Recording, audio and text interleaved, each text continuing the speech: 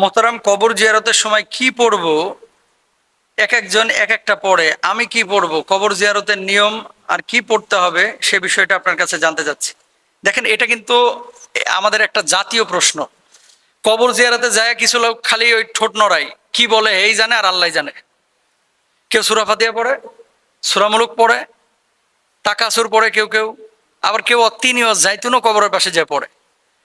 আসলে কবরের পাশে গিয়ে রাসূল আকরাম সাল্লাল্লাহু আলাইহি ওয়াসাল্লাম কি পড়তে বলেছেন, এখানে একটা ভুল কনসেপ্ট আছে আমাদের, খেয়াল করেন।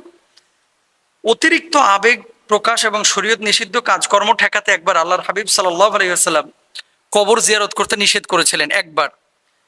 পরবর্তীতে সেই নিষেধাজ্ঞা আল্লাহ রাসূল প্রত্যাহার করে নিয়ে তিনি বলেন, আমি তোমাদেরকে কবর জিয়ারত করতে নিষেধ করেছিলাম, এখন থেকে তোমরা কবর জিয়ারত করো। আল্লাহ রাসূল সাল্লাল্লাহু আলাইহি ওয়াসাল্লাম নিষেধাজ্ঞা প্রত্যাহার করেন।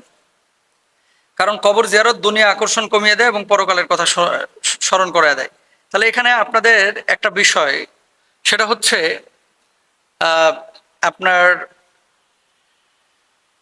কবর জিয়ারতের একটা উদ্দেশ্য আছে। সেটা কি? দুনিয়া থেকে নিজেকে পরেজ করা, মানে পরেজ বলতে দুনিয়ামুখী বেশি না হয় এক কথায়।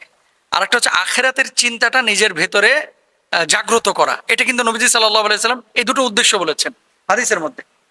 এখন আসেন, যাওয়ার পরে আপনি কি করবেন? যাওয়ার পরে বুরাইদা রাদিয়াল্লাহু তাআলা আনহু তিনি বলেন, আল্লাহর হাবিব সাল্লাল্লাহু আলাইহি সাল্লাম কবরস্থানে গেলে এই দোয়াটি পড়তেন। যে কয়েকটি দোয়া পড়তেন তার মধ্যে একটি গুরুত্বপূর্ণ দোয়া হচ্ছে, আসসালামু আলাইকুম আহলাদ দিয়ারি মিনাল মুমিনিনা ওয়াল মুসলিমিন ওয়া ইন্না ইনশাআল্লাহু বিকুম লাহিকুন নাসআলুল্লাহ লানা ওয়া লাকুমুল আফিয়া। অর্থ কি? হে কবরবাসী মুমিন ও মুসলিমগণ, তোমাদের উপরে শান্তি বর্ষিত হোক। ইনশাআল্লাহ, অবশ্যই আমরাও তোমাদের সাথে মিলিত হচ্ছি। আমরা আমাদের ও তোমাদের জন্য আল্লাহর কাছে শান্তি ও নিরাপত্তা প্রার্থনা করছি। সহিহ মুসলিম, সহিহ মুসলিমের হাদিস, 975 নম্বর হাদিস। তাহলে এই দোয়াটা আমরা করবেন। দোয়াটা আমি আবারও বলছি, আসসালামু আলাইকুম আহলাদ দিয়ারি মিনাল মুমিনিন ওয়াল মুসলিমিন ওয়া ইন্না ইনশাআল্লাহু বিকুম লাহিকুন নাসআলুল্লাহ লানা ওয়া লাকুমুল আফিয়া।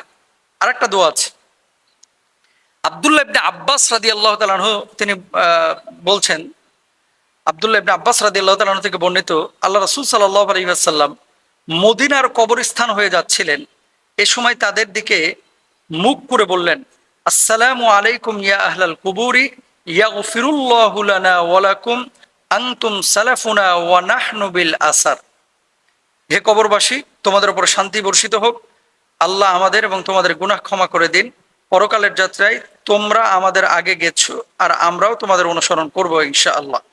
আচ্ছা, জানাজার নামাজে মৃতের জন্য ক্ষমা প্রার্থনা করে আল্লাহ রাসূল সাল্লাল্লাহু আলাইহি ওয়াসাল্লাম দোয়া করেছিলেন। দোয়াটা কি ছিল?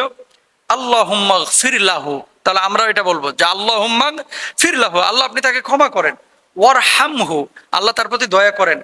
ওয়াআফিহি ওয়াফু আনহু ওয়া আকরিম নুজুলাহু ওয়া ওয়াসসি' মুদখালাহু ওয়াগসিলহু বিল মাই ওয়াস সালজি ওয়াল বারাদি ওয়া নাক্কিহি মিনাল খতায়া কামা নাক্কাইতা সাওবা আল আবিয়াদা মিনাদ দানাসি ওয়া আবদিলহু দারন খায়রাম মিন দারিহি ওয়া আহলান খায়রাম মিন আহলিহি ওয়া আদখিলহুল জান্নাতা ওয়াকিহি ফিতনাতাল কবরি ওয়া আযাবান নারি। দীর্ঘ আয়াত। আল্লাহ তাকে ক্ষমা করেন, তাকে মাফ করে দেন, তারপরে তাকে শক্তি দিন, তাকে রেহাই দিন, তার উপরে সহৃদয় হন, তার জন্য উত্তম অভ্যর্থনার ব্যবস্থা করেন। হ্যাঁ, তারপরে তার গুনাহসমূহ পরিষ্কার করে দিন। যেভাবে কাপড় দাগমুক্ত করে ধৌত করা হয় সেভাবে তার গুনাহগুলোকে আপনি ধৌত করে দিন।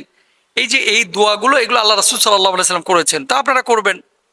এখন কবরস্থানে গিয়ে কোরআন পাঠ করার কিন্তু কোনো বিষয় নাই, মানে মাসনুন কোনো বিষয় নাই যে নবীজি গিয়ে এখানে দাঁড়ায় দাঁড়ায় আধা ঘন্টা ধরে সূরা ইয়াসিন পড়ছে, এরকম কোনো বিষয় নাই।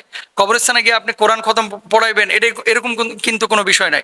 আমরা যখন ছোট ছিলাম গ্রাম অঞ্চলে হিফজ করেছিলাম, ও কি হইতো, একটু টাকা পয়সাওয়ালা যেটা, এই বাপ মারা গেছে 8 জন 10 জন মাদ্রাসার ছোট ছোট বাচ্চাদেরকে নিয়ে যে কবর পাশে বসায় দিত, হুজুর এখন কোরআন পড়েন। তো তখন তো আমরা ছোট, বুঝি নাই, এখন সেটা বুঝতেছি যেগুলো আসলে ঠিক না। কোরআনে মুর্দা মানুষের জন্য আল্লাহ তাআলা নাজিল করেন নাই, কোরআন নাজিল করছে জীবিত মানুষের জন্য। সুতরাং জীবন দশায় যিনি কোরআন পড়েছে, কোরআন তার সাথে এমনি থাকবে।